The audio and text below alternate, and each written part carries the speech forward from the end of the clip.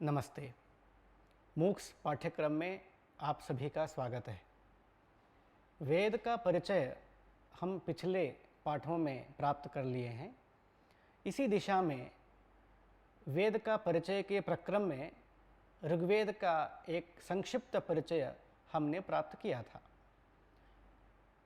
आज इस पाठ में हम यजुर्वेद और सामवेद के एक अत्यंत संक्षिप्त परिचय प्राप्त करेंगे। इससे पहले पाठ में हमने ये देखा है कि ऋग्वेद के कितनी शाखाएं हैं, उसका विभाग किस तरह किया जाता है, ये सब हमने देखा है। आज हम यजुर्वेद के बारे में भी चर्चा करेंगे। यजुर्वेद का क्या स्वरूप है? यास का आचार्य निरुक्त में कहते हैं यजुर यजते है।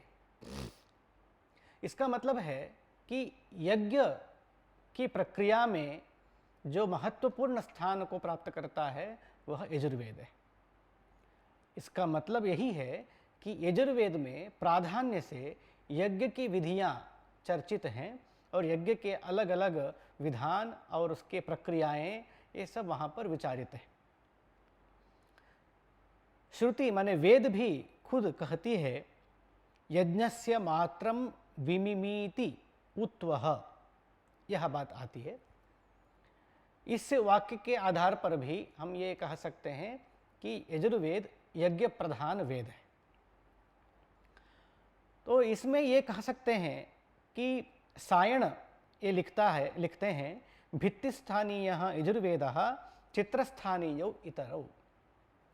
जैसे एक दीवार पर चित्र का चित्रण किया जा सकता है, उसी प्रकार भित्ति माने दीवार के स्थान पर यजुर्वेद है और उस पर चित्र का स्थान पर ऋग्वेद और सामवेद हैं। सायण ये भी लिखते हैं कि आध्वर्यवस्य यज्ञेषु प्राधान्यात् व्याकृतः पुरा यजुर्वेदोऽथ होत्रर्थम ऋग्वेदो व्याकरिष्यते। इसका मतलब यह है, जब सायण ने वेदों का भाष्य लिखने के लिए प्रयास किया, सबसे पहले इसे पता चलता है कि सायण ने सबसे पहले यजुर्वेद पर भाष्य लिखा। और वो ये लिखते हैं कि यज्ञों में प्राधान्य होने के नाते यजुर्वेद की व्याख्या सबसे पहले की है और ऋग्वेद होत्रर्थ है। मतलब यज्ञ के होता ऋग्वेद के मंत्रों का प्रयोग करते हैं, अतः होत्रर्थ ऋग्वेद को बाद में यजुर्वेद की व्याख्या के बाद में हम व्याख्यान कर रहे हैं। ये सायण की पंक्ति है।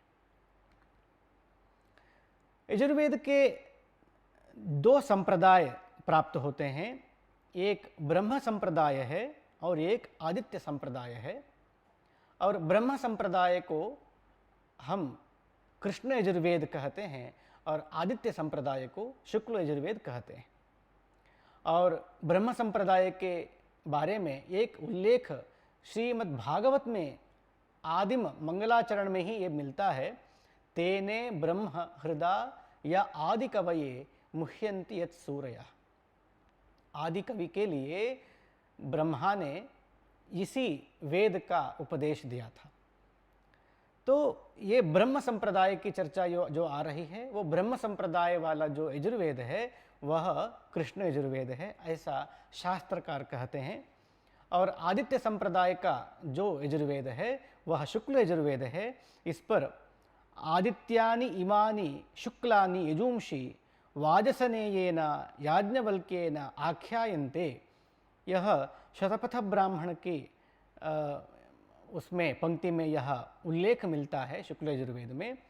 तो इसका मतलब यह है कि शुक्ल यजुर्वेद आदित्य संबद्ध हैं और ये वाजसनेय याज्ञवल्क्य के द्वारा ये कहे जाते हैं। ये शुक्ल यजुर्वेद आदित्य संबद्ध है कहने के लिए एक प्रमाण है। तो यजुर्वेद का संप्रदाय के बारे में जो कृष्ण यजुर्वेद की बात हमने की थी, उस पर एक श्लोक मिलता है। आध्वर्यवम क्वचित होत्रम क्वचित इति अव्यवस्थया बुद्धिमालिन्य हेतुत्वात् यजुः कृष्णमितीर्यते, ऐसा एक श्लोक मिलता है। इसका मतलब है कि कृष्ण यजुर्वेद को कृष्ण यजुर्वेद क्यों कहते हैं? क्योंकि इस वेद में कहीं कहीं आध्वर्यव मतलब यज्ञ के विधियाँ, यज्ञ की प्रक्रियाएं, यज्ञ की बातें मिलती हैं। कहीं कहीं होता अथवा ऋग्वेद का जो कार्य करते हैं होता, उनके विधान और उनके लिए जो सूक्त आह्वान मंत्र हैं वो मिलते हैं। अतः दोनों मिलने के लिए दोनों चीज़ें मिलते हैं, आध्वर्य माने यज्ञ की विधान भी और होत्र विधान भी दोनों मिलते हैं। अतः इसको कृष्ण माने मिश्रित है, अतः कृष्ण यजुर्वेद इसे कहते हैं। यह इस श्लोक के द्वारा हमको समझ में आता है।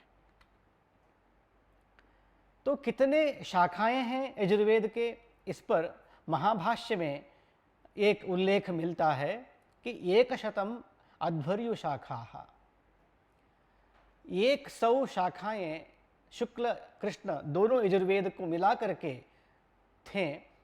यह इस महाभाष्य की पंक्ति के आधार पर हमें समझ में आता है। मगर आज जो हमें यजुर्वेद के शाखाएं उपलब्ध हैं वो शुक्ल यजुर्वेद के 2 शाखाएं उपलब्ध हैं, काण्व शाखा और माध्यन्दिन शाखा। और कृष्ण यजुर्वेद के 4 शाखाएं उपलब्ध हैं, वो ये हैं तैत्तिरीय शाखा, मैत्रेयणी शाखा, काठक शाखा और कपिष्ठल कठ शाखा। ये 4 शाखाएं कृष्ण यजुर्वेद के आज भी उपलब्ध हैं। अब हम संक्षिप्त रूप से सामवेद का परिचय प्राप्त करते हैं। सामवेद का क्या स्वरूप है? कहते हैं गीतिषु सामाख्या। वेद का गान के रूप में जहाँ उच्चारण होता है तो उसको सामवेद कहते हैं। यदि हम यज्ञ की प्रक्रिया को समझते हैं, सबसे पहले यज्ञ में देवता का आह्वान किया जाता है, वह ऋग्वेद के सूक्तों के द्वारा किया जाता है और उसको करने वाले को हम होता कहते हैं। जब देवताओं का आह्वान कर लिया तो उन देवताओं को उद्देशित करके आहुतियाँ दिया जाते हैं और यह यजुर्वेद के मंत्रों के द्वारा दी जाती हैं। तो इसको करने वाले को हम अध्वर्यु कहते हैं। और जब देवताओं को आहुति दी जाती है, इसके बाद आहूत उन देवताओं की प्रशंसा स्तोत्र किया जाता है और वो गान के द्वारा की जाती है। और यहाँ पर सामवेद का महत्व है। सामवेद के मंत्रों के द्वारा सामगान किए जाते हैं, जहाँ पर उन देवताओं का स्तोत्र किया जाता है। और यही गीतिषु सामाख्या से हम समझते हैं। और इसका सभी वेदों में अत्यंत वैशिष्ट्य है। खुद श्री कृष्ण परमात्मा श्रीमद् भगवद गीता में कहते हैं वेदानाम सामवेदोस्मि, वेदों में मैं सामवेद हूँ। ये खुद श्री कृष्ण परमात्मा कहते हैं। और इस सामवेद के जो जो सामगान करने वाले जो होते हैं वह पश्चिम दिशा में होते हैं। इसका मतलब इसका प्रयोग याग मंडप में इसका प्रयोग पश्चिम दिशा में होता है, प्रायः होता है। तो सामवेद का परिचय में हम सामवेद का भाग को कितने विभाजन किया जाता है ये हम देख रहे हैं। सामवेद को दशति में हम विभाग करते हैं, खंड में। तो खंडों में जब विभाजित करते हैं तो प्रत्येक खंड में दशतियाँ होते हैं और प्रत्येक दशति में ऋचाएँ होते हैं। तो मुख्यतः हम सामवेद को आर्चिक और गान के रूप में हम विभाग कर सकते हैं। और आर्चिक को भी हम 2 प्रकार में विभाजित कर सकते हैं, एक पूर्वार्चिक और दूसरा उत्तरार्चिक। पूर्वार्चिक में 6 प्रपाठक होते हैं और उत्तरार्चिक में 9 प्रपाठक होते हैं। कुल मिलाकर के दोनों उत्तरार्चिक और पूर्वार्चिक मिलकर के 15 प्रपाठक हो जाते हैं। जो 6 प्रपाठक पूर्वार्चिक के अंतर्गत हैं उनमें 2 खंड होते हैं।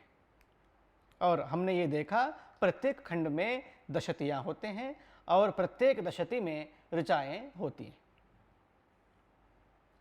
अब हम जब अर्चिक की बात किया, पूर्वार्चिक और उत्तरार्चिक की बात हमने जब की, उस पूर्वार्चिक में प्रपाठकों की हमने बात की थी और प्रथम पंच प्रपाठकों में जो ऋच हैं, ऋचाएँ, इनको ग्राम गान भी कहते हैं और छठे प्रपाठक से लेकर के जो ऋचाएँ हैं इनको हम अरण्य गान भी कहते हैं और इन प्रपाठकों में कुल मिलाकर के 650 मंत्र होते हैं। इसी प्रकार उत्तरार्चिक में जब हम आते हैं तो प्रथम पंच प्रपाठकों में दोबारा दो दो भाग हम कर सकते हैं और अंतिम 4 प्रपाठकों में 3-3 अर्धक के रूप में हम विभाग कर सकते हैं। उत्तरार्चिक के समग्र मंत्रों की संख्या 1225 है और दोनों अर्चिकों में मिलकर के सम्मिलित मंत्रों की संख्या है 1875 है। इस प्रकार हमने सामवेद का एक विभाजित स्वरूप को हमने देखा। तो इस पाठ में हम लोगों ने यजुर्वेद और सामवेद का परिचय प्राप्त किया। यजुर्वेद में 2 यजुर्वेद का विभाग किया हमने, शुक्ल यजुर्वेद और कृष्ण यजुर्वेद।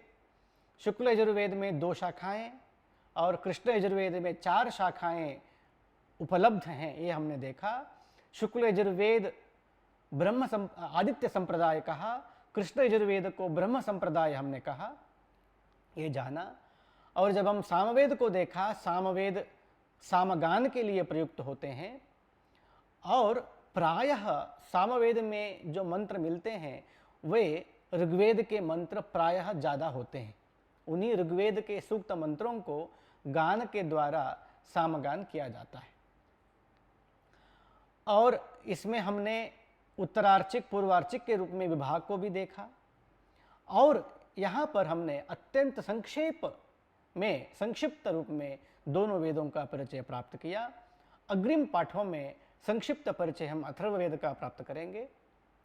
धन्यवाद।